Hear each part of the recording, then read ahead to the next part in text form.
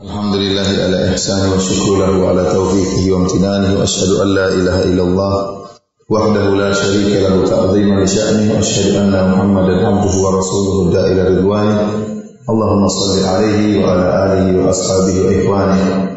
Para hadirin dan hadirat yang dirahmati oleh Allah Subhanahu wa taala, insyaallah pada kesempatan pagi kali ini kita akan menyampaikan tafsir dari surat Maryam, ya, ma tayassar lana, ya, semampunya kita mengingat waktu yang terbatas, ya.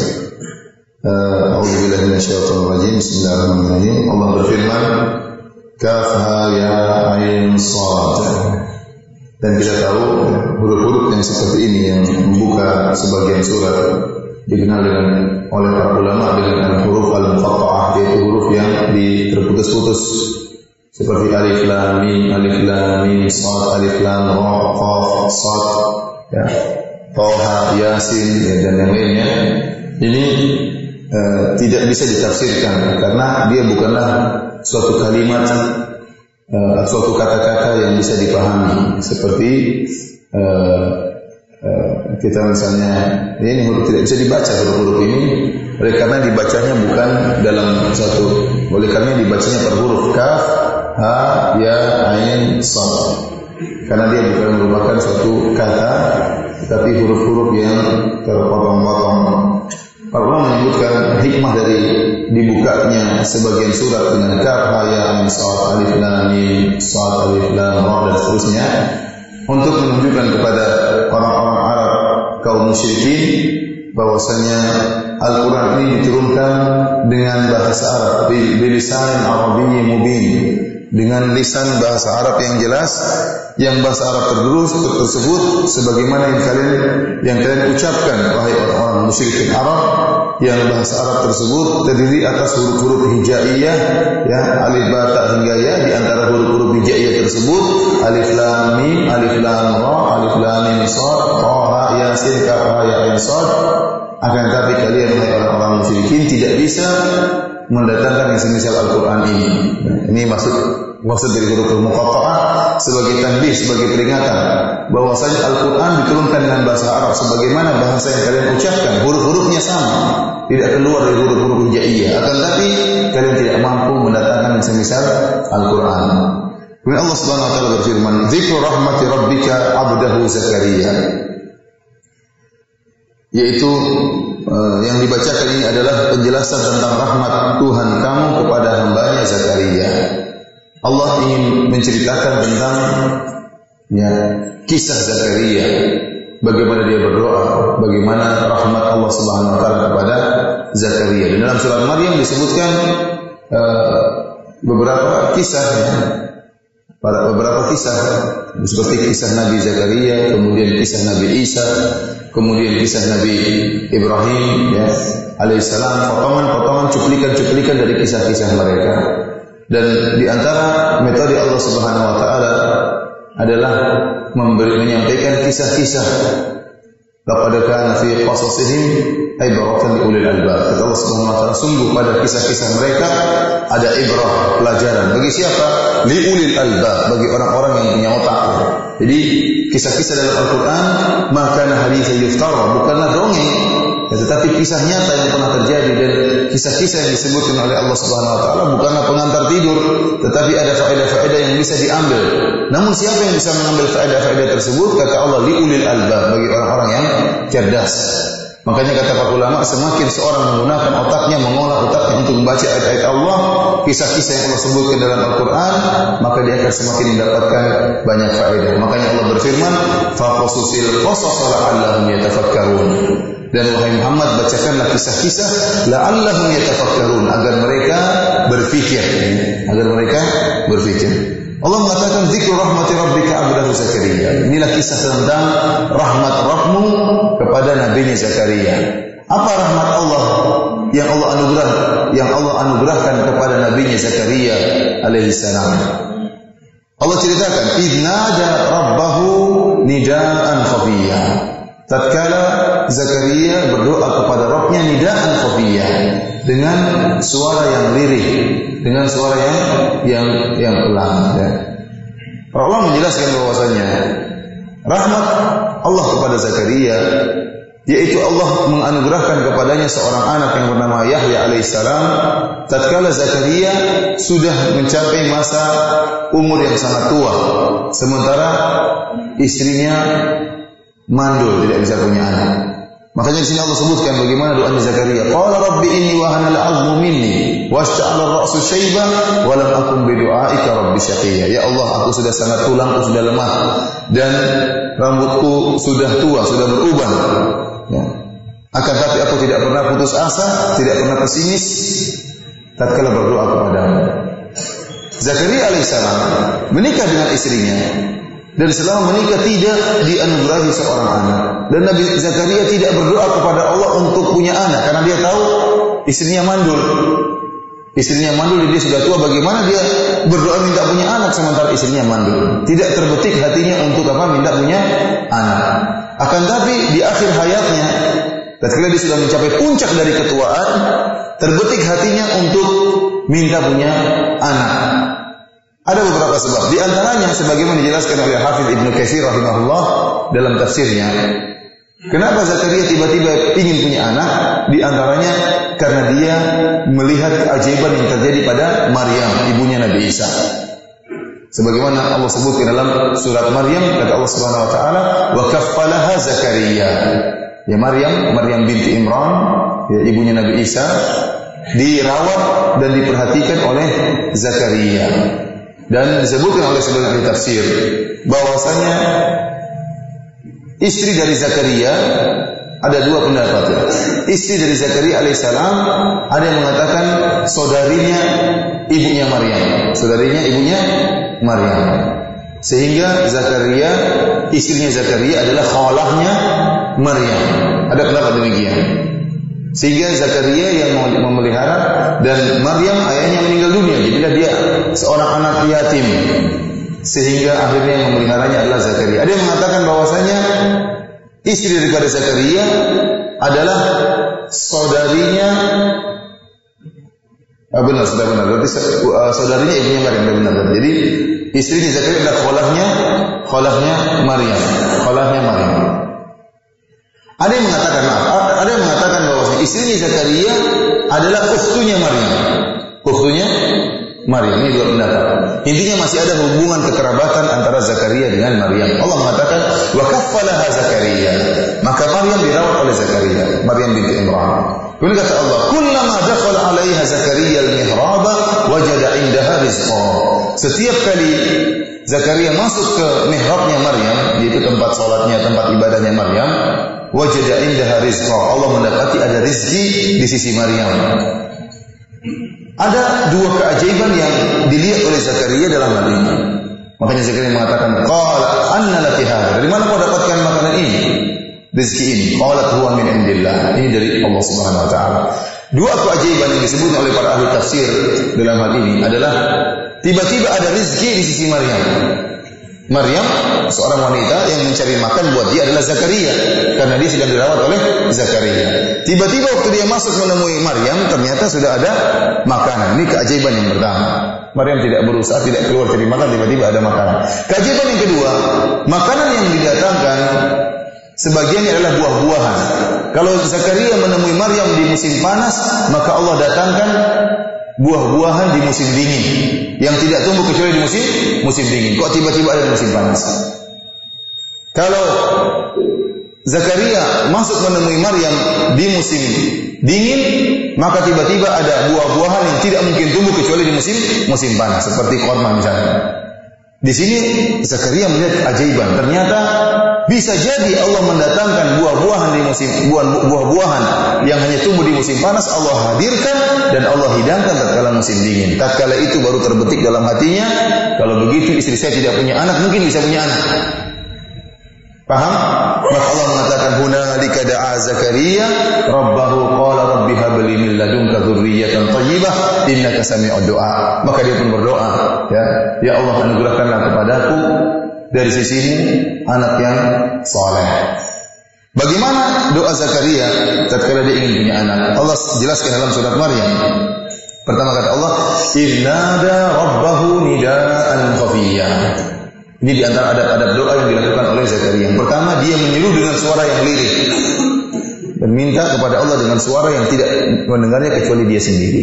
Ini di antara adab doa. Oleh karenanya Syekhul Islam Zakaria Al-Ansari ya menyebutkan dari salah ulama besar di mazhab Syafi'iyah bahwasanya asal dalam berdoa dan berzikir adalah dengan suara yang lirih. Wad'u rabbakum tadarruan wa khufiyah innahu la yuhibbul mu'tadin. Berdoalah kepada Rabb engkau, Rabb kalian dengan tadarru', dengan penuh pengharapan, wa khufiyah, dengan suara yang lirih. Ini hukum asal dalam berdoa. Oleh karenanya tatkala dalam hadis Abu Musa Al-Asy'ari radhiyallahu ta'ala anhu, tatkala Nabi sallallahu alaihi wasallam bersama para sahabat, tiba-tiba para sahabat bertakbir dengan suara yang keras, maka ditegur oleh Nabi. Kata Nabi, "Irba'u ala anfusikum fa innakum la tad'una asamma wala ghaiban." Hendaknya kalian lemah lembut tatkala berzikir. Sungguhnya kalian tidak sedang menyeru, tidak sedang berdoa kepada zat yang tuli maupun ghaib. Innama tad'una ya sami'an qariban. Akan tapi kalian sedang menyeru zat yang maha dekat dan dekat dan maha mendengar. Ini menunjukkan hukum asal dalam berdoa dan berzikir adalah dengan lemah lembut, dengan suara yang lirih. Ini dijelaskan oleh para ulama dan Allah memuji Zakaria karena dia berdoa dengan cara seperti itu. Hanya saja kecuali ada dalil yang menunjukkan kita harus mengeraskan zikir dan doa tersebut. Contohnya seperti takbiran. Tatkala takbiran kita mengeraskan suara kita. Allahu akbar, la ilaha illallah, Allahu akbar, walillahil hamd. Tatkala dalam apa? Idul Fitri atau Idul Adha. Contohnya azan. Azan zikir atau bukan? Zikir ya. Enggak usah kita berazan pelan-pelan. Hayya 'alas shalah. Kita teriak keras-keras supaya orang datang untuk salat. As-salatu khairun minan naum. Orang tidur semua. Tapi kita teriak as-salatu khairun minan naum biar orang bangun. Jadi hukum asalnya dengan suara yang lembut, bukan dengan suara yang keras ya. Kecuali ada dalil yang menunjukkan untuk dikeraskan. Karenanya di antara perkara yang ditegur oleh para ulama adalah kebiasaan sebagian jemaah haji atau jemaah umrah yang berdoa dengan keras-keras tatkala sedang tawaf. Membuat paduan suara tatkala sedang tawaf. Akhirnya banyak kelompok paduan suara tatkala di Ka'bah. Ya, sampai rame-rame. Saya ini orang Indonesia juga ramai tatkala lagi tawaf. Rabbana atina fid dunya, semangat. Ibu-ibu yang paling semangat. Ya, suaranya ada, orangnya enggak ada. Rabbana, semangat. Dan sampai saking semangatnya mereka, Syekh Abdul Muhsin Al-Abbas sering cerita bahwasanya ada sebagian orang yang salah baca doa. Ya. Jadi doanya dibaca apa? Allahumma. Jadi dia ingin berdoa, Allahumma la tada' lana dzamban. Ya Allah, jangan kau biarkan dosa pada diri kami illa ghafartahu, kecuali kau ampuni. Namun dia salah baca. Dzamban yang artinya dosa dibaca dengan menfathahkan nun jadi zanaban yang artinya ekor. Allahumma, ya Allah, la tada' lana dzanaban, jangan kau biarkan ekor kami illa qata'tahu, kecuali kau potong ekor tersebut ya Allah. Ini dibaca dengan keras-keras. Allahumma la tada' lana zanaban, ekor kami illa qata'tahu. Ini kejadian nyata. Sebagaimana saya juga pernah dengar cerita, ada seorang dokter dari Abha, dia cerita juga ada sebagian orang di Pakistan atau India, mereka tatkala sedang tawaf maka mereka membaca zikir keras-keras. Innallah, diikut yang lain. Innallah hamuhi tumbilka firi. Innallah hamuhi tumbilka firi. Ini apa? Ini bahasa apa ini? Ternyata bahasa Arab. Mereka ingin baca innallaha muhitun bil kafirin, tapi potongannya salah. Innallah hamuhi tumbilka firin. Karena kalau sudah salah beda lagi. Karena kita kalau berdoa tidak perlu kita, dan ini ab'ad anir riya. Tatkala kita berdoa tidak perlu kita mengeraskan suara, kecuali memang ada kondisi-kondisi di mana kita perlu mengeraskan suara. Jadi kita berdoa dengan suara yang lirih. Karena tatkala doa kita butuh tadarru, kita perlu terkadang menyebutkan sebagian kondisi kita, tidak perlu orang lain tahu. Kita berdoa keras, ya Allah, hutangku banyak ya Allah, tetanggaku tidak ada yang membayarkan ya Allah. Buat apa aku kasih tahu? Tidak perlu, kita sendiri Allah yang tahu, tidak perlu kita dengarkan sama orang lain. Jadi ini adalah cara doanya Zakaria. Idnada rabbahu nidaan khafiyyan. Ini adab yang pertama dengan suara yang lirih. Yang berikutnya, adab yang disebutkan oleh Zakaria dalam doanya adalah tafsil, memerinci kekurangan dan kebutuhan dia. Ini Allah suka. Allah suka dengan hamba-hambanya tatkala berdoa. Allah tahu dia butuh, Allah tahu dia rendah, Allah tahu dia hina. Tetapi dia butuh untuk mentafsil, memerinci apa yang dia kekurangan dia. Makanya dia lihat di sini mengatakan, Rabbi inni wa hanal azmu minni. Ya Allah, tulang-tulangku sudah lemah, tulang-tulangku sudah lapuk. Dia rinci. Washta'ala ra'su syaiba, dan rambutku sudah putih ya Allah, untuk menunjukkan dia sudah sangat tua. Ya. Walam akum bidu'aika rabbi syaqiyya. Ini tawassul yang kedua kata Syekh Abdul Rahman bin Nasir As-Sa'di.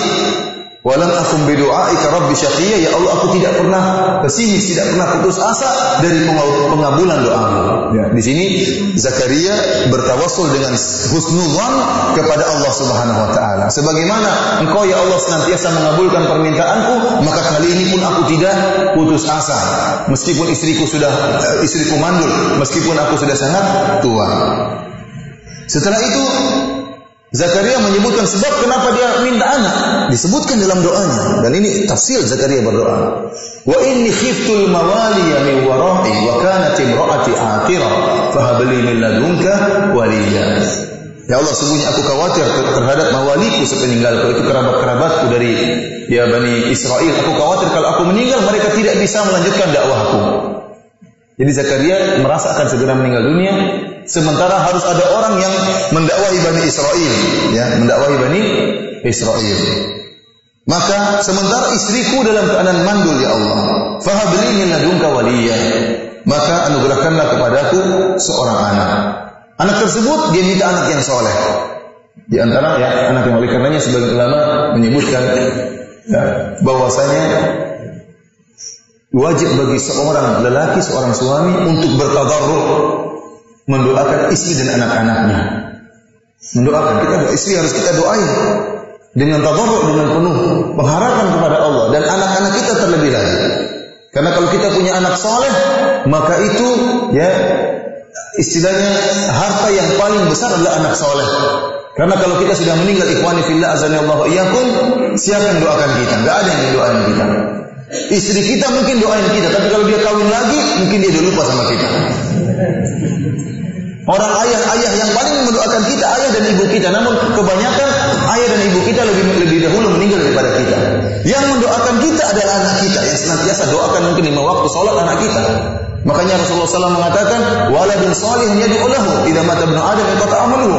Jika anak Adam sudah meninggal dunia akan terputus amalannya. Di antaranya illa min thalath, kecuali 3 perkara, di antaranya waladun salihun yad'u lahu. Rasulullah sebutkan anak saleh yang mendoakannya. Oleh karenanya kita benar-benar bersyukur kepada Allah tatkala memiliki seorang anak yang saleh. Bagaimanapun kondisinya, anak saleh kita mungkin kaya, mungkin miskin, yang penting dia saleh.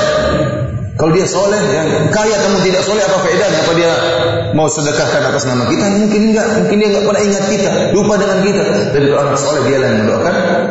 Oleh karena sebagian ulama, ya, sebagian mufassirin mengatakan ayat ini menunjukkan kewajiban bagi atau hendaknya para lelaki bertadarruk, benar-benar berharap kepada Allah untuk mendoakan istri dan anak-anaknya.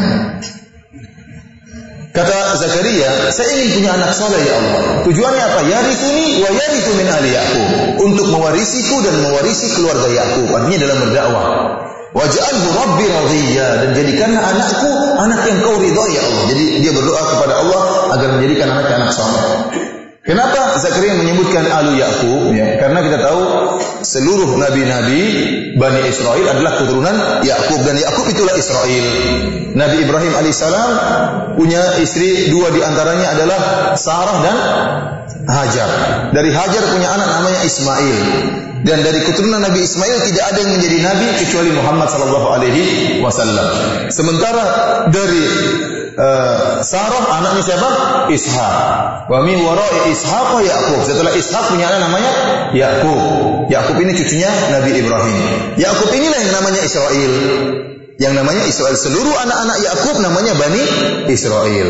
Yaqub punya anak 12, di antaranya Nabi Yusuf dan Binyamin dan 10 saudara lainnya. Seluruh anak-anak keturunan 12 ini namanya Bani Israel. Dan seluruh nabi-nabi yang setelah Nabi Yakub seluruhnya dari keturunan Bani Israel. Baik Nabi Isa, Nabi Musa, Nabi Harun, Nabi Zakaria, Nabi Yahya, Nabi Sulaiman, Nabi Daud, Nabi Daniel, semuanya Nabi Ayub, semuanya keturunan siapa? Keturunan Yakub dari 12 suku ini. Qanifillah zanillahu alaikum, ya. Inilah doa Nabi Zakaria. Ternyata Allah kabulkan doanya. Setelah dia berdoa kepada Allah, Allah mengatakan, "Ya Zakaria, inna nubashshiruka bi ghulamin ismuhu Yahya, lam naj'al lahu min qablu samia." Zakaria, kami beri kabar gembira kepada engkau tentang seorang anak yang namanya Yahya. Kami tidak pernah menamakan seorang pun sebelumnya adalah Yahya, tidak pernah. Jadi Yahya adalah orang pertama kali yang dinamakan Yahya adalah anaknya Zakaria. Yang memberi nama adalah Allah Subhanahu wa taala. Ya, bukan ustaz yang kasih nama, bukan mbah, enggak, yang kasih nama langsung siapa? Allah Subhanahu wa taala. Bagaimana proses pengabulan doa Zakaria? Disebutkan dalam surat Al-Imran, Zakaria doanya dikabulkan tatkala sedang berdoa. Fanadatul malaikatu wa huwa qa'imun yusalli fil mihrab. Ini malaikat memberi jawaban kepada Zakaria tatkala dia sedang berdiri salat di mihrab, di tempat salatnya. Sebagian ulama menyatakan, sebagian ahli tafsir menyatakan Zakaria berdoa tatkala sedang salat dan dikabulkan tatkala sedang salat. Ada suara dia dengar. Ini pentingnya perhatian tentang berdoa dalam salat. Ya. Tatkala kita dalam salat jangan lupa untuk berdoa dalam sujud kita, dalam tasyahud kita, berdoa kepada Allah, terutama tatkala kita salat sunnah. Kalau kita jadi imam ya mungkin jangan lama-lama, kasihan makmum. Tetapi kalau kita sedang salat sunnah, perbanyak doa tatkala sedang sujud, tatkala sedang bertasyahud. Dan ini sering dilupakan, ya. Padahal doa itu adalah silah hubungan antara seorang hamba dengan Allah Subhanahu wa taala. Yang jadi masalah kita jarang berdoa setelah salat, ya, karena setelah salat fardu jarang berdoa. Demikian juga setelah salat sunnah juga jarang berdoa. Antara azan dan iqamah juga jarang berdoa. Salat malam juga jarang-jarang atau tidak pernah. Kemudian kapan mau berdoa kalau begitu? Di antaranya tatkala kita sedang sujud dalam salat kita. Tatkala, perhatikan sini yang aneh di sini. Tatkala Zakaria dikabarkan dia bakal punya anak namanya Yahya, dia kaget. Dia mengatakan, "Qala rabbi anna yakunu li gulamun wa kanat imraati aqira wa qad balagtu min al-kibari itiya." Ya Allah, kok bisa saya punya anak ya Allah? Sementara istri saya mandul dan saya sudah sangat tua. Itiya itu dalam bahasa Arab artinya kayu yang sudah kering. Sehingga para ulama mengatakan ini puncak dalam apa? Dalam ketuaan. Mungkin sudah sangat kering sekali, sudah tulang mungkin sudah mendekati dengan kulit. Saking keringnya, Zakaria mengatakan, kok bisa saya punya anak sementara istri saya mandul, saya sudah sangat tua. Ini aneh. Loh, yang tadi yang minta punya anak siapa? Zakaria. Dan ini orang kaget terkadang. Orang terkadang kalau minta dengan penuh optimis, begitu dikabulkan kaget. Kok bisa? Nah, inilah Zakaria alaihissalam. Dia yang tadi minta dengan penuh optimis, begitu dikabarkan oleh Allah, dia sendiri yang kaget. Kok bisa? Oleh karenanya Allah jelaskan, kata melalui malaikat, qala kadzalika qala rabbuka huwa alayya hayyan. Demikianlah perkataan Rabbmu dan itu mudah bagi Allah Subhanahu wa taala. Wa qad khalaqtuka min qablu wa lam taku syai'a. Gampang perkaranya. Sebagaimana engkau Zakaria, dahulu kau bukan siapa-siapa. Dulu kau tidak ada di alam semesta ini, tiba-tiba Allah ciptakan engkau. Dari sesuatu yang tidak ada menjadi ada, mudah. Hal ata alal insani hinun minad dari lam yakun syai'an madhkura. Apakah telah datang kepada manusia suatu masa di mana mereka bukanlah sesuatu yang ada dan bukan sesuatu yang disebutkan. Zakaria, ya, sebelum kisah ini 100 tahun yang lalu, Rasul yang lalu, Zakaria tidak ada sama sekali. Bukan cuma tidak ada, disebut-sebut pun tidak. Tiba-tiba sekarang engkau ada. Aku yang menciptakan dari Allah Subhanahu wa taala.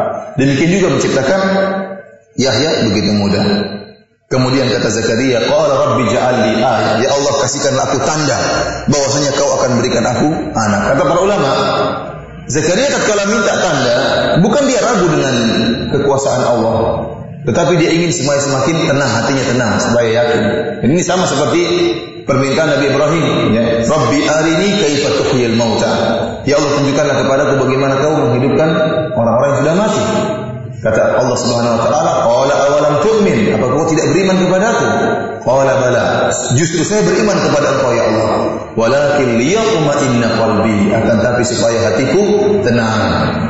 Jadi bukan mengingkari, tapi supaya semakin tenang. Oleh karena Zakaria alaihissalam minta bukti atau minta tanda bahwasanya dia akan punya anak sebagai muqaddimah, sebagai pembukaan, mukjizat pembukaan. Kata Allah Subhanahu wa taala, qala ayatuka alla tukalliman nasa thalatha layalin sawiyya. Tandanya kau tidak akan bisa bicara dengan manusia selama 3 hari 3 malam, tidak bisa. Dalam riwayat yang lain, dalam ayat yang lain, illa ramza, kecuali isyarat. Dan ini benar. Zakaria bukan orang yang cacat. Tiba-tiba Allah buat mulutnya bisu. Dia tidak bisa ngomong. Mukjizatnya dari sisi mana? Dari sisi kalau Zakaria mau ngomong sama orang nggak bisa ngomong, tapi kalau bertasbih, berzikir bisa. Jadi kalau ngomong nggak bisa, tapi kalau subhanallah lancar. Nah inilah yang sebagai tanda muqaddimah, mukjizat pembukaan sebelum mukjizat wanita mandul punya anak. Ini membuat hati Zakaria tenang. Ini buktinya ya. Saya tidak bisa ngomong sama orang, sementara kalau berzikir bertasbih bisa. Fa kharaja ala qaumihi minal mihrab fa awha ilaihim an sabbihu bukratan wa ashiya. Maka Zakaria pun keluar dari mihrabnya menuju kaumnya lalu memberi isyarat kepada mereka hendaknya kalian bertasbih di waktu pagi dan petang. Akhirnya Zakaria pun punya anak yang namanya Yahya. Allah mengatakan, "Ya Yahya, khudhil kitaba biquwwah." Wahai Yahya, pelajarilah Taurat dengan sungguh-sungguh.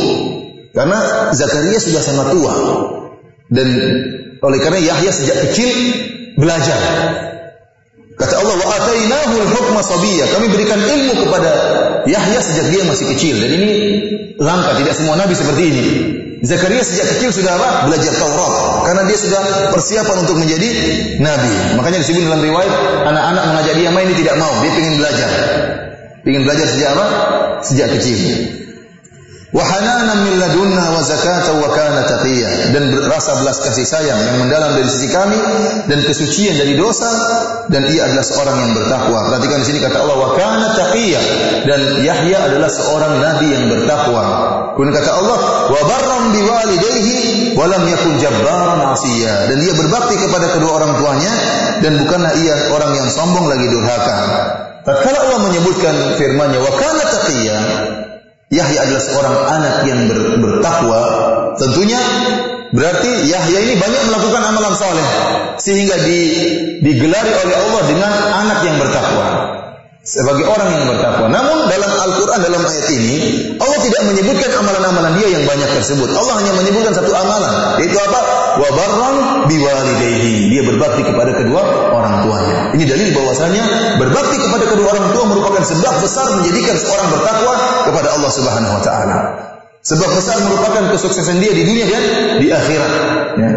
Ini amalan yang luar biasa, berbakti kepada kedua orang tua. Wa salamun alaihi yauma wulida wa yauma yamutu wa yauma yub'atsu hayya. Dan kesejahteraan, keselamatan atas dirinya tatkala dia dilahirkan, tatkala dia meninggal, tatkala dia dibangkitkan kembali.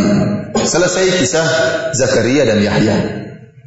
Allah pindah pada kisah berikutnya, ya, kisah Maryam dan kelahiran Nabi Isa. Setelah itu Allah pindah lagi kepada kisah Ibrahim alaihissalam. Kita akan sebutkan kisah berikutnya tentang kisah kelahiran Nabi Isa. Para ulama menyebutkan kenapa Allah menggandengkan kisah kelahiran Nabi Isa dengan kisah Zakaria. Seakan-akan Allah menyatakan sebelum Allah berpindah kepada kelahiran Nabi Isa, ya, yang lahir tanpa ayah, Allah sebutkan yang mukjizat yang lebih ringan, yaitu lahirnya seorang anak dari wanita yang mandul. Ini aneh. Wanita mandul bisa punya anak. Terus Allah sebutkan yang lebih aneh lagi, bahkan tidak punya bapak pun bisa punya anak. Yaitu siapa? Isa. Karenanya kisah Nabi Isa disebutkan setelah kisah siapa? Kelahiran Yahya alaihissalam. Kata Allah, "Wadhkur fil kitabi Maryam idin tabadzat min ahliha makanan syarqiyya." Dan sebutkanlah wahai Muhammad, dan ingatlah, ceritakanlah, Allah menyuruh Muhammad SAW menceritakan kisah Maryam. Fil kitabi, di Al-Quran, tentang kisah Maryam.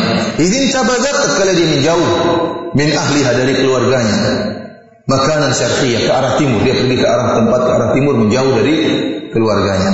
Fattakhadhat min dunihim hijaban fa arsalna ilaiha ruhana fatamathala laha basharan sawiyyan. Dia setelah itu dia mengambil hijab, tabir. Jadi Maryam benar-benar ingin menjauhkan diri dari kaumnya untuk konsentrasi bisa beribadah. Maka dia pun mengambil tabir, hijab, supaya tidak ada yang melihat dia. Allah memuji Maryam. Fa arsalna ilaiha ruhana. Maka kami pun mengutus kepada Maryam ruhana, itu malaikat Jibril. Fatamassala laha basharan sawiyyan. Maka malaikat Jibril datang menemui Maryam dalam bentuk lelaki yang sempurna, yang sangat tampan. Dan ini adalah kebiasaan malaikat. Allah mengirim malaikat selalu senantiasa dalam bentuk manusia, jarang dalam bentuk aslinya. Karenanya Nabi Muhammad SAW yang sering didatangi Jibril hanya melihat bentuk malaikat Jibril aslinya cuma 2 kali. Sebagian dalam hadis yang sahih, tatkala melihat bentuk malaikat Jibril di atas langit, kemudian berdiri di antara langit dan bumi, memiliki 106 sayap, kemudian dia buka sayapnya saddal ufuk, maka sayapnya menutupi cakrawala. Semua langit terisi dengan sayapnya malaikat Jibril, makhluk yang sangat dahsyat. Dan tatkala Nabi SAW melihat malaikat Jibril, Nabi pun ketakutan, sampai lari ketemu Khadijah, sampai gemetar. Padahal Nabi adalah orang yang suci, orang yang mulia, yang jantung Nabi sudah dibersihkan dari kotoran-kotoran syaitan. Meskipun demikian, dia pun masih ketakutan tatkala melihat malaikat Jibril.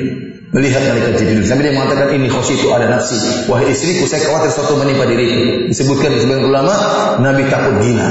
Ini makhluk yang sangat aneh tersebut. Kebanyakannya malaikat Jibril datang dalam bentuk manusia. Seperti kisah hadis Jibril tentang rukun iman, rukun Islam, datang malaikat Jibril, ya.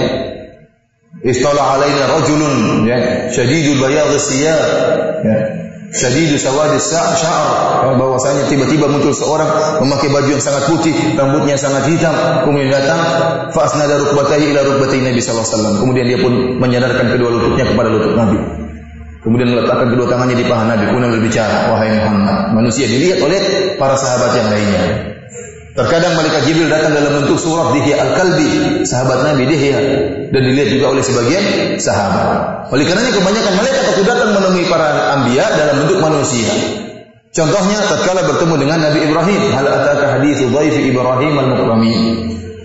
Idakhalu alaihi faqalu salam, qala salamun qaumun munkarun. Tatkala telah datang kepada kalian kisah tamu-tamu Nabi Ibrahim. Tatkala datang kepada Nabi Ibrahim alaihissalam dikira manusia biasa.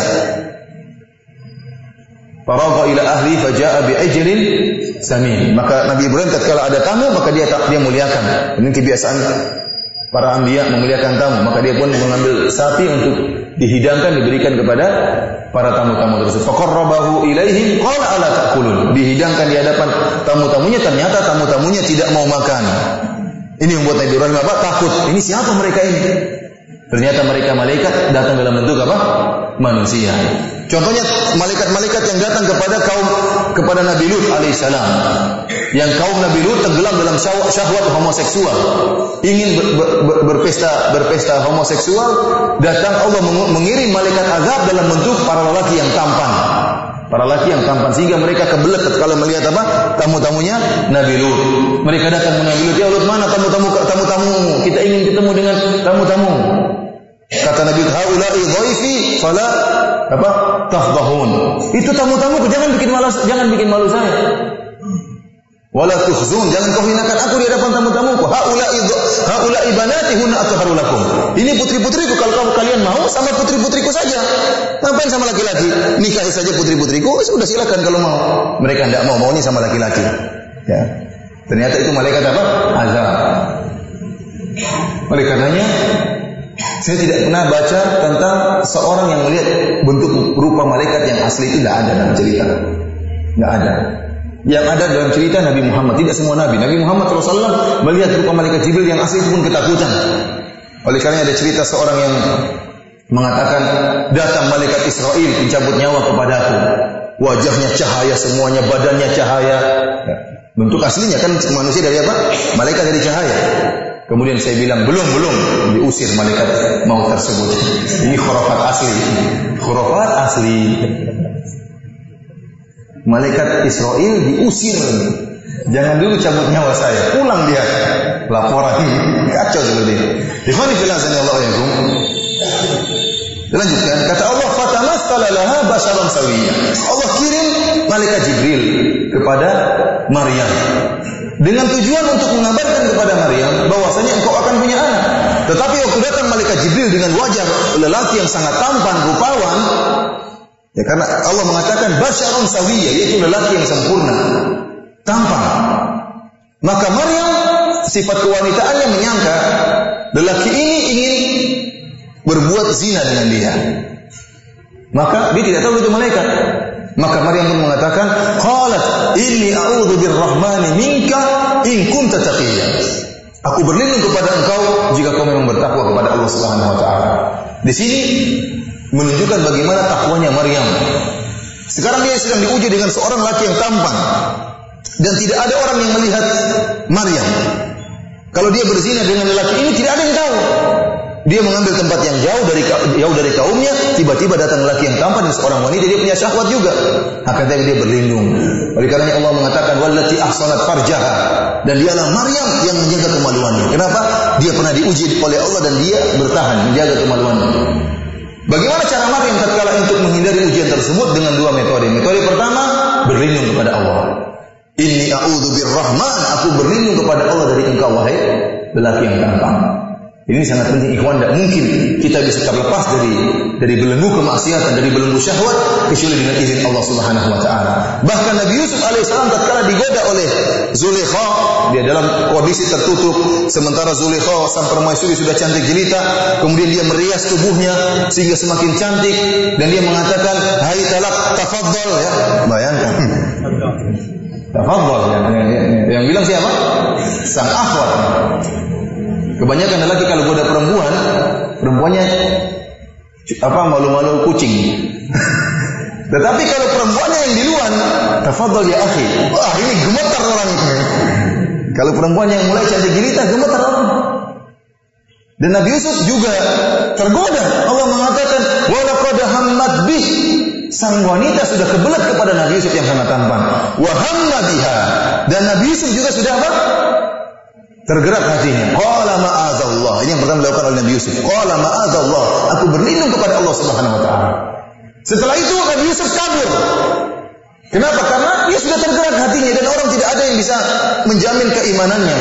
Ikhwan antum merasa diri antum jenggot antum panjang tapi depan perempuan KO antum. Saya tidak dan ini bukan cerita, artinya jenggot tidak menjamin, hitam di jidat tidak menjamin kalau sudah di depan syahwat wanita. Nabi Yusuf alaihissalam seorang nabi lari, tidak membiarkan dirinya, saya betah, saya kuat, godalah semampumu. Enggak, dia lari. Oleh karena itu kalau antum sudah digoda perempuan, antum jangan kasih jalan. Antum bilang ittaqillah ya ukhti. Tapi nomor HP-nya tidak disimpan, tidak dibuang, disimpan. Dengan harapan dia akan telepon lagi. Benar, dia telepon lagi. Ya wahai lelaki yang tampan, saya ingin dekat dengan ittaqillah ya ukhti. Tapi enggak disimpan, enggak dibuang juga. Akhirnya dia kirim WhatsApp gambar, mau goyang juga melihatnya. Oleh karenanya kalau seorang sudah tahu itu maksiat segera kabur, jangan biarkan dirinya. 5 menit pertama mungkin Anda kuat, setengah jam berikutnya Anda KO, bertekuk lutut di hadapan wanita tersebut.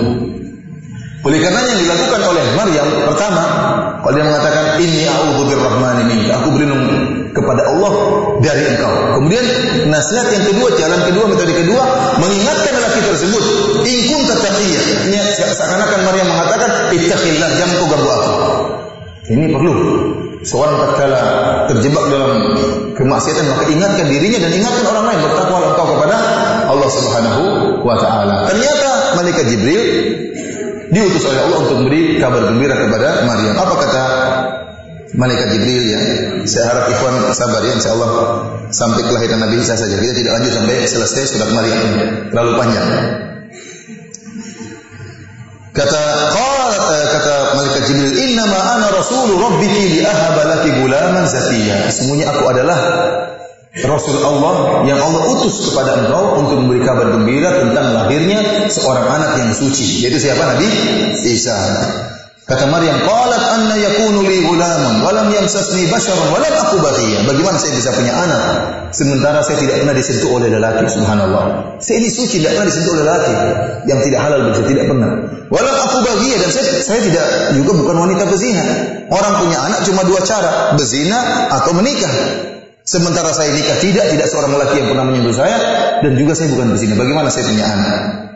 Kata malaikat Jibril, "Kadzalika qala rabbuki qala kadzalika qala rabbuki huwa 'alayya hayyin." Perkaranya mudah. Walinaj'alahu ayatan lin-nasi wa rahmatan minna. Kami akan menjadikan anakmu yaitu Isa menjadi tanda kebesaran kami di hadapan manusia, wa rahmatan minna, dan sebagai bentuk kasih sayang kami kepada mereka. Wa kana amran maqdiya. Lihat, perhatikan perkataan malaikat Jibril. Kata malaikat Jibril, ini sudah keputusan yang sudah diputuskan. Tidak mungkin dirubah. Ya, karena dikhawatirkan Maryam akan minta cobaan yang lain, misalnya diuji, jangan yang inilah, ada ujian yang lain enggak? Artinya ini berat, ini ujian yang sangat berat. Kenapa berat? Antum bayangkan beratnya ujian ini. Sehingga nanti Maryam minta ingin segera meninggal dunia sebelum dapat ujian ini. Kenapa? Maryam dikenal sebagai wanita solehah. Kemudian dia menjauh dari masyarakat dalam rangka apa? Beribadah. Dalam rangka bertakarub kepada Allah. Tiba-tiba pulang perutnya buncit. Gimana kata orang? Apa kata dunia? Ente ini katanya beribadah, pulang-pulang perut buncit. Nah, ini perkara yang berat bagi Maryam, bukan ringan. Dan bisa jadi dia minta ujian yang lain. Namun kata malaikat Jibril supaya tidak minta ujian yang lain, wa kana amran maqdiya, ini keputusan tidak bisa dirubah lagi. Sudah ditakdirkan oleh Allah Subhanahu wa taala. Kau harus terima. Maka benarlah akhirnya Maryam mengandung Nabi Isa. Kata Allah, fahamalathu fantabadat bihi makanan qasiyya. Maka dia pun mengandung siapa? Mengandung Nabi Isa. Saya tanya sama antum. Maryam mengandung Nabi Isa seperti layaknya wanita biasa 9 bulan ataukah cuma beberapa hari? 9 bulan. Kenapa 9 bulan? Sunnatullah, benar. Kalau seandainya dia hanya mengandung cuma 1 hari 2 hari langsung punya anak, ya orang semakin yakin ini bukan ujian lagi. Wah, sakti berarti Maryam. Dalam 2 hari sudah hamil terus punya anak. Dan tidak akan ada orang-orang Yahudi menuduh Maryam pezina. Justru mereka langsung beriman. Kenapa anak ini keluar dalam waktu 2 hari? Tetapi tatkala Isa dikandung 9 bulan sebagaimana normal wanita biasa, inilah yang menjadikan orang-orang menuduh Maryam berzina. Karena anak ini sebagaimana anak yang lain dikandung selama 9 bulan. Sehingga orang-orang Yahudi menuduh Maryam sebagai wanita berzina. Jadi dikandung 9 bulan. Jadi Tuhan, kata Ibnu Qayyim, bagaimana dengan Tuhan yang dikandung dalam perut seorang wanita 9 bulan? Tuhan apakah seperti ini? Ya, ini kan melahirkan Tuhan ceritanya. Tuhannya ngendep dulu, bertapa dulu dalam perut seorang wanita selama berapa? 9 bulan. Kemudian tibalah waktu melahirkan. فَأَجَاءَهَا الْمَخَاضُ إِلَى جِذْعِ النَّخْلَةِ قَالَتْ يَا لَيْتَنِي مِتُّ قَبْلَ هَذَا وَكُنْتُ نَسْيًا مَنْسِيًّا. Maka tatkala dia merasakan rasa sakit ingin melahirkan, maka Maryam pun pergi ke pangkal sebuah pohon korma. Setelah itu dia pun merintih dengan mengatakan, ya laitani mittu qabla hadza wa kuntu nasyan mansiyya. Seandainya saya meninggal sebelum ini dan saya adalah seorang yang tidak disebut dan terlupakan. Jadi Maryam disebutkan dia ingin meninggal sebelum datang ujian tersebut. Kata para ulama, ini karena Maryam takut dia tidak bisa menghadapi ujian. Kenapa? Karena apa kata orang-orang tatkala dia dalam keadaan punya anak, dia bisa bayangkan bagaimana saya pulang bawa seorang anak sementara tidak ada bapaknya. Apa kata orang-orang? Sehingga Maryam khawatir tidak bisa menghadapi ujian tersebut. Makanya para ulama mengatakan tidak boleh seorang tatkala mengalami penderitaan minta mati, enggak boleh. Kata Rasulullah sallallahu alaihi wasallam, la yatamannayanna ahadukum al-mauta li dhurrin nazala bihi. Tidak boleh salah seorang dari kalian minta mati gara-gara ada musibah yang menimpanya, enggak boleh. Gara-gara ada sakit yang dia timpa. Kata Rasulullah SAW, kalau memang harus minta mati, maka berdoalah, Allahumma in ahyini in kanatil hayatu khairan li wa tawaffani in kanatil wafatu khairan li. Ya Allah, hidupkanlah aku kalau memang kehidupan baik bagiku, dan wafatkanlah aku kalau memang wafat baik bagiku. Jadi serahkan kepada Allah. Jangan langsung minta mati, karena bisa jadi kehidupan lebih baik daripada kematian. Dia minta kepada Allah, kalau memang kematian baik bagiku, matikan aku. Dan kita dapati sebagian ulama minta meninggal tatkala menghadapi ujian yang dia khawatir dia tidak bisa tegar dalam menghadapi ujian tersebut. Diterima Imam Bukhari. Al-Imam Al-Bukhari tatkala ditahdir oleh penduduk kota Naisabur gara-gara gurunya mentahdir dia, dan didukung oleh pemerintah kota Naisabur, seluruh masyarakat mentahdir dia, maka dia merasa dunia ini sempit, jadi dia pun berdoa kepada Allah agar segera dicabut nyawanya, dan Allah kabulkan, meninggallah Imam Al-Bukhari. Ya. Demikian juga Maryam, dia mengatakan, ya laitani mittu qabla hadza wa kuntu nasyan mansiyya. Seandainya saya meninggal sebelum ini. Maka tatkala itu datanglah hiburan terdengar suara malaikat, fanadaha min tahtiha alla tahzani qad ja'ala rabbuki tahtaki sariyya. Jangan kau sedih wahai Maryam, Allah telah mengalirkan anak sungai di bawah kakimu. Wa huzzi ilayki bi jid'in nakhlati tusaqit 'alayki rutban janiyya. Dan goyangkanlah pangkal korma, maka niscaya akan turun rutok-rutok yang akan kau makan. Jadi dia tatkala dalam keadaan kesakitan dihibur dengan adanya anak sungai yang bisa diambil airnya untuk diminum dan makanan juga tersedia. Ikhwani fillah di sini ada faedah, ada beberapa faedah yang bisa kita ambil. Yang pertama, bagaimana pentingnya namanya ikhtiar, berusaha. Dalam bahasa Indonesia apa? Ikhtiar. Ini salah, bahasa yang salah. Ikhtiar dalam bahasa Arab artinya pilihan. Tapi kalau jadi Indonesia sudah jadi istilah apa? Usaha. Harus ada usaha mengambil sebab, dan Allah mengajarkan hal tersebut. Maryam disuruh oleh Allah untuk apa? Untuk menggoyang pangkal korma. Emang kalau Maryam dalam keadaan sakit lemah begitu goyang pangkal korma, kormanya goyang? Enggak. Antum aja kalau goyang gini, antum yang goyang-goyang. Kormanya enggak goyang, korma besar. Gimana mau digoyang-goyang kemudian kormanya? Tetapi harus ada usaha. Harus ada usaha. Allah ingin melihat ada usaha. Masalah akibat, masalah hasil urusan Allah Subhanahu wa taala. Oleh karena kita dapati sebagian orang tiba-tiba dibukakan pintu rezeki, yang penting ada usaha. Tapi kalau dia enggak berusaha sama sekali, gimana bisa datang pintu rezeki? Oleh karena Allah mengatakan wa huzi ilaiki bi jid'in nakhlati. Goyangkanlah pangkal korma. Goyang enggak goyang. Tapi turunlah apa? Turunlah buah korma tersebut. Kenapa? Karena Allah telah menggariskan sunnatullah. Ada aturan sunnatullah, aturan-aturan alam yang telah Allah gariskan. Api membakar ya, dan yang lainnya. Ini Allah sudah gariskan. Kita berjalan mengikuti sunnatullah. Kalau ingin rezeki, kita berusaha. Karena perhatikan bagaimana sunnatullah berjalan. Kisah Ashabul Kahfi. Ashabul Kahfi yang kata Allah Subhanahu wa taala, mereka tidur berapa tahun? 300 sinina wasdadu tis'a. 309 tahun mereka tidur dalam Al-Kahfi, dalam gua. 300 tahun menurut tanggalan Syamsiyah miladiyah, 309 tahun menurut Hijriyah. Allah mengatakan apa dalam Al-Quran? Wa tahsabuhum aiqadhan wa hum ruqud. Engkau akan menyangka mereka dalam keadaan terjaga, padahal mereka tidur. Kenapa orang-orang yang dalam Ashabul Kahfi disangka terjaga? Kenapa Allah gerak-gerakan mereka? Wa nuqalliduhum dzatal yamini wa dzatal shimal. Kami gerak-gerakan mereka ke kanan dan ke kiri. Jadi Ashabul Kahfi waktu tidur selama 309 tahun, badan mereka goyang-goyang terus. Kenapa mereka badannya digoyang-goyang? Karena sunnatullah. Kalau ada orang tidur badannya tidak digoyang-goyang satu sisi saja, maka darahnya akan menumpuk dan ini berbahaya bagi tubuh manusia. Dan kemudian kalau tidak digoyang-goyang secara sunnatullah akan datang tanah akan menutupi dia. Sebagaimana Sunan Kalijaga waktu bertapa di pinggir sungai, badannya tertutup lumut atau tidak? Tertutup, tidak sholat, kemudian di pinggir kali, kemudian tertutup badannya dengan lumut. Kenapa? Dia tidak gerak-gerak, cuma diem aja. Akhirnya apa? Badannya tertutup dengan lumut. Ini adalah dongeng, ini tidak benar, saya nggak percaya. Kalau ada yang bilang Sunan Kalijaga kisahnya benar, datangkan sanadnya. An Paijo, An Paimin, An Jumintan, An mana sebutkan dalilnya. Kalau ada sanad-sanadnya, datangkan biografinya. Sikoh atau dhaif, atau kadzab atau matruk. Saya tidak percaya dengan kisah sampai Imam Sunan Kalijaga. Kok bisa dia ninggalin sholat jadi wali? Ini dari mana ajaran seperti ini? Ya. Semedi di pinggir sungai. Ya.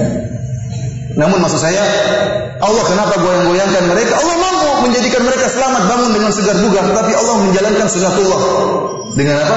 Digoyang-goyangkan supaya badan mereka tidak tertutup dengan tanah. Demikian juga tatkala Allah menghendaki Maryam agar jatuh rutopnya, maka Allah mengatakan wa huzi ilaiki bi jid'in nakhlati, goyangkanlah pohon tersebut. Tusaqit alaiki rutban janiyah, maka jatuhlah buah korma tersebut. Ini faedah yang pertama, adanya harus usaha. Faedah yang kedua dari ayat ini tentang kapan lahirnya Maryam, musim panaskah atau musim dinginkah? Ada khilaf di antara kaum Nasrani dan ada khilaf juga di antara kaum muslimin. Kaum Nasrani penting bagi mereka untuk tahu kapan lahirnya Nabi Isa. Kapan Maryam melahirkan? Karena di balik kelahiran Nabi Isa ada acara apa? Acara hari ulang tahun Nabi Isa. Hari ulang tahun Nabi Isa. Sehingga sebagian mereka mengatakan Nabi Isa lahir pada musim salju. Musim salju ada pohon cemaranya. Makanya Santa Claus lagi main apa? Lagi jenggotan waktu itu mainnya. Santa Claus jenggotan waktu musim Natalan. Waktu selain musim Natalan, jenggotnya disimpan. Jadi katanya musim salju. Dan ini kebanyakan kaum Nasrani di atas muka bumi ini meyakini Nabi Isa lahir tanggal 25 Desember, yaitu pada waktu musim salju. Namun dalam Injil disebutkan Nabi Isa tidaklah lahir kecuali dalam Injil disebutkan tatkala onta-onta dikeluarkan dari kandangnya di malam hari. Yang ini menunjukkan bahwasanya tatkala itu kondisi dalam musim panas. Karena kalau musim dingin nggak mungkin, bukan onta-onta, kambing-kambing ya, kambing-kambing dikeluarkan dari kandangnya di malam hari. Kalau ternyata itu musim dingin, nggak mungkin kambing-kambing dikeluarkan di malam hari, pasti dimasukkan dalam apa? Kandang. Kalau bisa diselimutkan, diberi selimut supaya nggak kedinginan. Ini malah dikeluarkan di padang di malam hari di musim dingin. Ini mustahil. Ini menunjukkan bahwasanya Isa dilahirkan di musim panas. Tidak sebagaimana yang diyakini oleh kebanyakan orang-orang Nasrani. Bagaimana menurut ahli tafsir kaum muslimin? Para mufassirin juga khilaf tentang lahirnya Nabi Isa, musim panas atau musim dingin. Dan mereka tidak terlalu peduli. Kenapa? Karena tidak ada ibadah yang dibangun di balik kelahiran Nabi Isa. Mau lahir musim dingin, mau lahir musim panas, gak urusan. Cuma sekedar pembahasan. Sebagian ulama ahli tafsir mengatakan Nabi Isa lahir di musim panas. Buktinya ada korma. Dan rutub tidak mungkin muncul kecuali musim panas. Mustahil rutub muncul di musim apa? Dingin. Ini menunjukkan Nabi Isa lahir waktu musim panas. Ini pendapat pertama. Pendapat yang kedua mengatakan tidak. Justru ayat ini tusaqit alaiki rutuban janiyah, akan jatuh rutub-rutub tersebut. Ini dalil bahwasanya justru menunjukkan Maryam melahirkan Nabi Isa di musim dingin. Kok bisa? Rutub yang muncul itu adalah mukjizat. Keluarnya rutub di musim dingin, ini mukjizat. Sebagaimana bukankah sebelumnya Maryam mendapatkan buah-buahan musim panas di musim dingin? Sebagaimana kita jelaskan di awal, demikian pula tatkala munculnya rutub itu bukan di musim panas tapi di musim dingin, merupakan salah satu mukjizat yang Allah berikan kepada Maryam. Intinya enggak urusan dia mau lahir, Nabi Isa mau lahir kapan enggak jadi masalah. Kemudian kata Allah, "Fakuli washrabi wa qarri aina."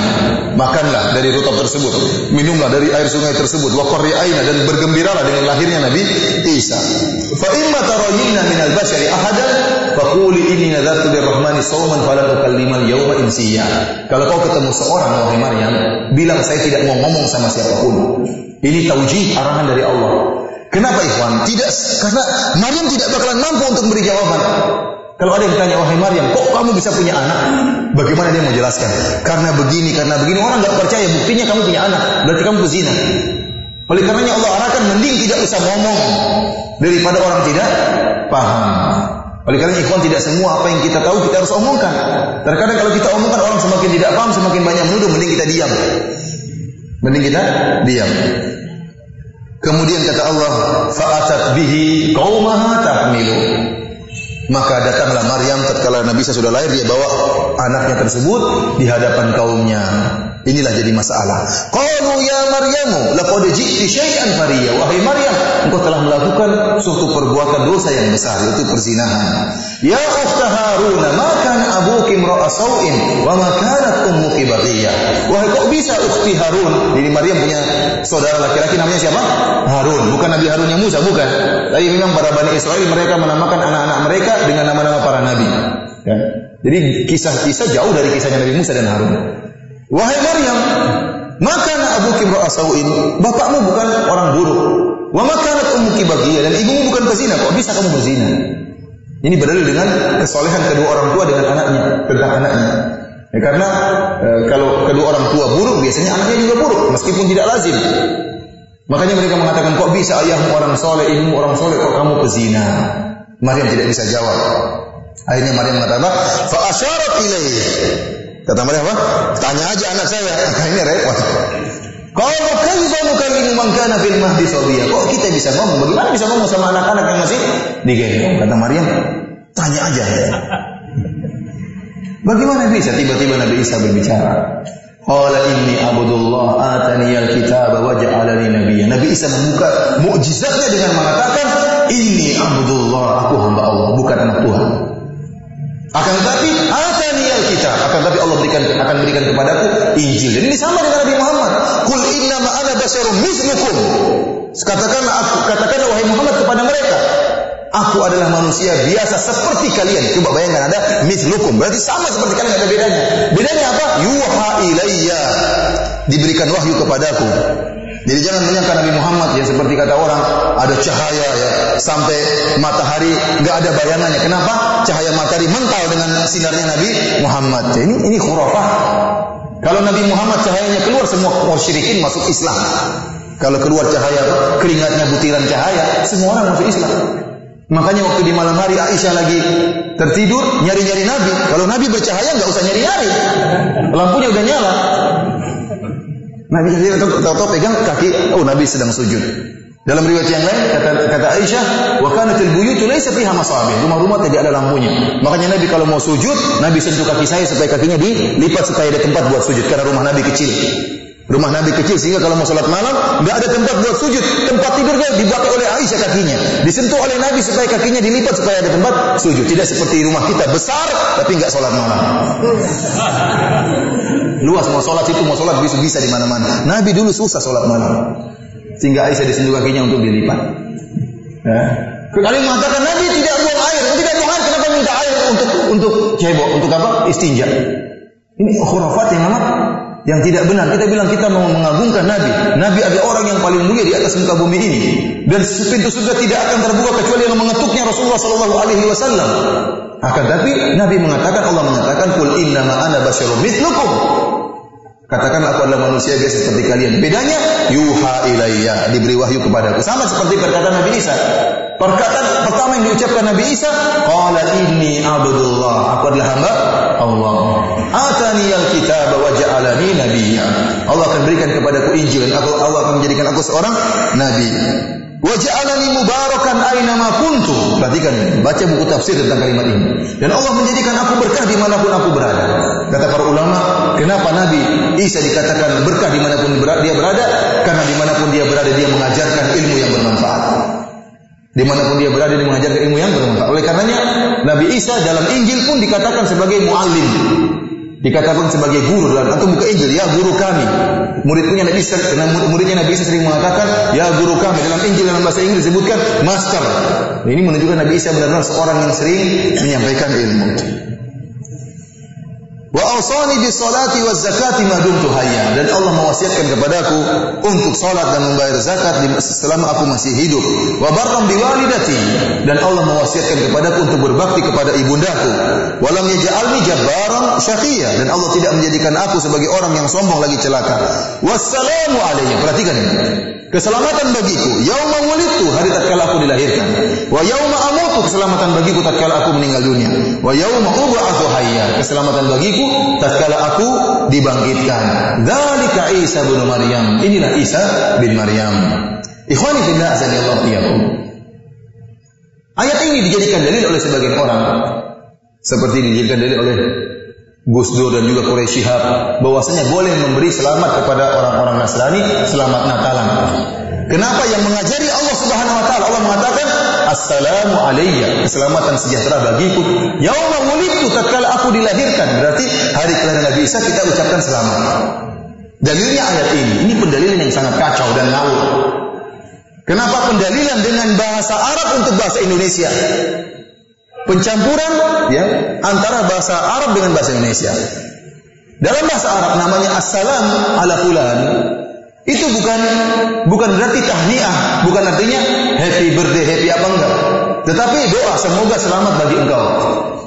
Oleh karena dalam kalau kita mengucapkan orang assalamualaikum, apa maksudnya sih? Semoga engkau selamat. Bukan selamat, bukan begitu. Bukan artinya demikian. Makanya kalau kita di Madinah sampai sekarang orang-orang Arab, ya, kalau ada yang kita kabarkan, oh anak saya masuk rumah sakit, langsung dia bilang apa? Selamat. Bukan artinya selamat masuk rumah sakit, enggak. Tapi Takdirnya semoga dia selamat. Setiap dengar musibah jawabannya apa? Selamat. Selamat bukan artinya tahniah, lawannya takziah. Bukan selamat ikut bersuka cita. Sebagaimana takziah lawannya ikut berduka cita. Jadi assalamu di sini dalam bahasa Arab doa, bukan dalam istilah Indonesia kalau selamat artinya ikut bersuka cita. Makanya aneh dia menjadikan dalil dengan bahasa Arab untuk istilah Indonesia. Ini ngaco seperti ini. Lihat Allah mengatakan, Allah mengucapkan salam sejahtera. Berarti Allah gembira dengan, ikut bergembira dengan kelahiran Nabi Isa. Ini yang pertama. Kita bilang ini pencampuran antara bahasa Arab dengan bahasa Indonesia. Yang kedua, lanjutkan dengan ayatnya. Allah mengatakan, Assalamu alayya yawma wulidtu wa yawma amutu wa yawma ub'atsu hayya. Keselamatan bagiku tatkala aku lahir, keselamatan bagiku tatkala aku meninggal, keselamatan bagiku tatkala aku dibangkitkan. Berarti kalau Nabi Isa meninggal juga kita bilang selamat meninggal. Ya atau tidak? Ayatnya kan digandengkan keselamatan tatkala lahir, tatkala meninggal, tatkala dibangkitkan. Berarti kalau kamu mau mengucapkan ini artinya selamat ikut bersukacita dengan lahirnya Nabi Isa, hendaknya engkau juga bersukacita dengan meninggalnya siapa? Nabi Isa. Dan ajaran mana yang menyuruh kita bersukacita dengan meninggalnya seorang nabi? Dan sebelumnya juga Nabi Yahya, salamun alaihi yauma wulidtu wa yauma amutu. Berarti kita juga bersukacita dengan meninggalnya Nabi Yahya. Kemudian wa yauma ub'atsu hayya, tatkala aku dibangkitkan, ya kalau Nabi Yahya maaf, salamun alaihi yauma wulida wa yauma yamutu wa yauma yub'atsu hayya. Demikian Nabi Isa, kita beri selamat tatkala dia lahir, tatkala dia meninggal, tatkala dibangkitkan. Nanti kalau kita dibangkitkan, datang ke Nabi Isa juga. Selamat bangkit wahai Nabi Isa. Harusnya begitu kan kalau artinya dengan bahasa Indonesia. Ini adalah kesalahan. Dan bagaimana kita memberi ijma' ulama seluruh mazhab, 4 mazhab. Tidak boleh kita beri selamat kepada hari raya orang-orang non-muslim. Apalagi hari raya yang merupakan puncak kekufuran, yang menyatakan Tuhan dilahirkan. Ini kekufuran. Allah murka kepada mereka. Di akhir surat Maryam Allah mengatakan, wa qalu ittakhadha ar-rahmanu walada. Mereka mengatakan Allah punya anak. Kata Allah, laqad ji'tum syai'an idda. Sungguh kalian telah mendatangkan suatu kemungkaran yang sangat besar. Takadu as-samawati yatafattarna minhu wa tanshaqqu al-ardu wa takhirru al-jibalu hadda. Hampir-hampir langit terbelah, hampir-hampir bumi hancur, hampir-hampir gunung-gunung hancur. Kenapa? Anda aulir rahmani walada. Tatkala mereka menyatakan Allah punya anak. Wa ma yanbaghi lir-rahmani ay yattakhidha walada. Tidak pantas dan tidak boleh bagi Allah untuk punya anak. In kullu man fis samawati wal ardi illa atir rahmani abda. Seluruh yang ada di langit dan seluruh yang ada di bumi akan datang menemui Allah sebagai hamba. Di antaranya Nabi Isa, hamba. Ya. Datang mereka mengatakan Nabi Isa anak Allah. Laqad kafara alladziina qalu inna Allaha huwal Masih ibnu Maryam. Sungguh telah kafir orang yang mengatakan Allah adalah Isa. Laqad kafara alladziina qalu inna Allaha thalithu thalatha. Sungguh telah kafir orang-orang yang menyatakan Allah satu dari yang tiga. Kemudian kita mengatakan selamat lahir Tuhan. Ini enggak benar seperti ini. Ikut bergembira dengan, coba kalau kita datang sama orang Nasrani yang sedang nakalan, kita bilang selamat. Dia semakin pede atau tidak? Semakin pede. Bagaimana antum bisa bernahi mungkar kalau begitu? Bagaimana antum bisa mendakwahi dia sementara antum saja senang dengan keyakinan dia? Datang bikin syubhat Quraisyah mengatakan boleh asal keyakinan kita berbeda. Selama kita yakini selamat lahir Nabi Isa sebagai anak, sebagai nabi tidak jadi masalah, bukan sebagai Tuhan. Jadi kita mengatakan saya memberi selamat kepada orang Nasrani, selamat hari Natal. Dalam hati saya, selamat hari Natal kelahiran Isa sebagai nabi. Paham? Meskipun dia pahamnya selamat hari Natal kelahiran Isa sebagai Tuhan. Dalilnya Quraisy apa? Dalilnya ayat ini. Dalam ayat ini sebelum Allah menyatakan salamu alayya yauma wulidtu, keselamatan bagi tatkala aku lahir, tatkala aku meninggal, tatkala dibangkitkan, sebelumnya Isa mengatakan inni abdullah, aku adalah hamba Allah. Tatkala digandingkan antara selamat kelahiran dengan keyakinan Isa adalah hamba Allah, maka tidak mengapa. Ini pendalilan yang kacau. Pertama dari sisi tadi, assalam itu artinya bukan tahniah. Yang kedua, Nabi Isa ngomong ini Abdullah, aku adalah hamba Allah. Oleh karenanya kalau kita mengikuti mazhabnya Quraisy Syihab, maka antum datang kepada orang Nasrani antum bilang, "Selamat lahirnya Nabi Isa sebagai manusia biasa, selamat." Marah atau tidak dia? Dia pasti marah. Kamu ngaco mau perang ya?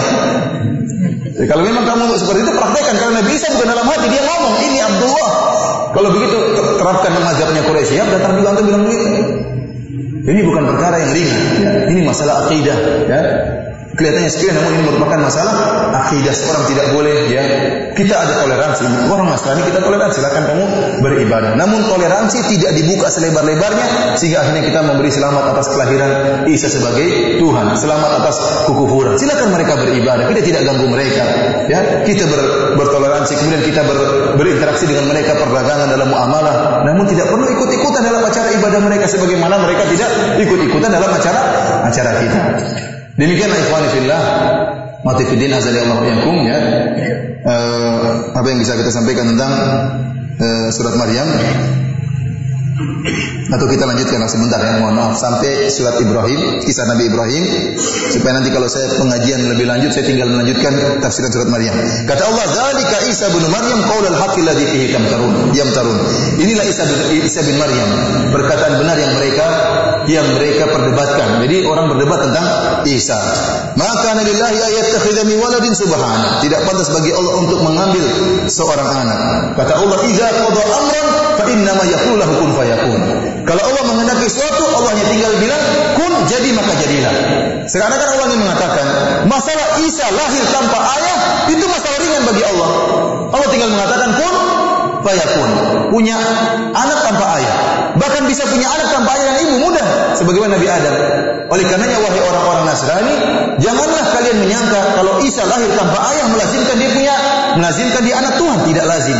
Saya ulangi, wahai orang-orang Nasrani, janganlah kalian menyangka Isa lahir tanpa ayah melazimkan berarti dia anak Tuhan. Tidak, ini perkara mudah bagi Allah. Kun fayakun, jadi maka jadilah. Wa inna Allaha rabbi wa rabbukum fa'budu. Kata Nabi Isa, sesungguhnya Allah adalah Rabbku dan Rabb kalian. Hadza shiratul mustaqim. Sembahlah Allah, ini jalan yang lurus. Kemudian kata Allah, fakhtalafal ahzabu min bainihim. Maka berselisihlah ahzab di antara mereka tentang hakikat Nabi Isa, dan ada banyak pendapat di antaranya. Ada yang mengatakan Isa adalah Allah. Ini pendapat pertama. Ada yang mengatakan Isa adalah satu dari yang tiga.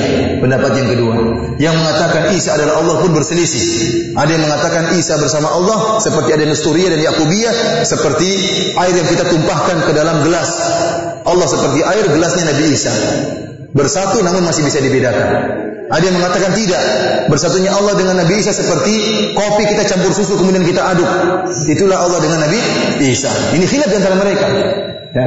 Dan antum kalau tanya tentang Trinitas, mereka lebih khilaf lagi tentang apa makna Trinitas. Sampai sebagai ulama mengatakan kalau dalam satu keluarga ada 4 orang, antum tanya bapaknya, istrinya, 2 anaknya, maka akan muncul 5 pendapat. Bukan cuma 4, berapa? 5 pendapat. Karena mereka akan saling khilafiyah. Kemudian kata Allah Subhanahu wa taala, di antaranya ada yang mengatakan Isa adalah anak zina. Seperti siapa? Orang-orang Yahudi. Bahkan sebagiannya menuduh Zakaria penyebab kenapa Maryam bisa punya anak. Nah, ada yang menuduh Zakaria yang melakukan macam-macam tuduhan. Oleh karenanya orang-orang Bani Israel, orang-orang Yahudi ingin bunuh Nabi Isa. Kenapa? Mereka menyangka Nabi Isa adalah anak zina. Dan mereka bangga tatkala mereka menyalib Nabi Isa. Persangkaan mereka. Kata mereka, "Inna qatalna al-Masiha Isa bin Maryam Rasulullah." Kami sudah berhasil menyalib Nabi Isa, utusannya Allah. Bayangkan, bangga membunuh seorang rasul. Dan ini hobinya apa? Wa qatlahumul anbiya. Hobinya orang-orang Yahudi bunuh nabi. Kalau ada nabi enggak sesuai dengan seleranya dipenggal, dibunuh. Bahkan disebutkan di antara yang dibunuh adalah Zakaria juga dibunuh, Yahya juga dibunuh. Dua-duanya dibunuh dalam riwayat-riwayat. Antum bayangkan antum diutus kepada satu kaum ya yang hobinya bunuh ustaz. Ada ustaz enggak beres, penggal, turun langsung selesaikan. Ini kaum yang hobinya bunuh Nabi, orang-orang Yahudi. Kalau mereka hobinya bunuh Nabi, bagaimana lagi dengan orang-orang Palestina? Dengan kaum muslimin, dibunuh seperti bunuh seekor kucing atau seekor ayam. Mudah bagi mereka. Ikhwani fillah azanillahu wa yakum, kata Allah, fawailul lil ladzina kafaru min mashhadi yaumin azim. Sungguh celaka orang-orang kafir pada hari padang mahsyar tatkala disaksikan oleh semua orang. Allah mengatakan kecelakaan bagi orang-orang kafir. Allah tidak mengatakan kecelakaan bagi orang-orang Ahzab itu. Kenapa? Karena di antara Ahzab yang berakidah tentang Isa ada yang benar, yaitu orang-orang Islam yang meyakini bahwasanya Nabi Isa adalah manusia biasa, bukan anak Allah Subhanahu wa taala. Asmi' bihim wa absir yauma ya'tunana lakinadh dhalimuna al-yawma fi dhalalin mubin. Maka tatkala hari kiamat orang-orang zalim ya sadar, mereka benar-benar mendengar, mereka benar-benar melihat siksaan Allah Subhanahu wa taala. Akan tapi mereka pada hari tersebut berada dalam kesesatan yang nyata.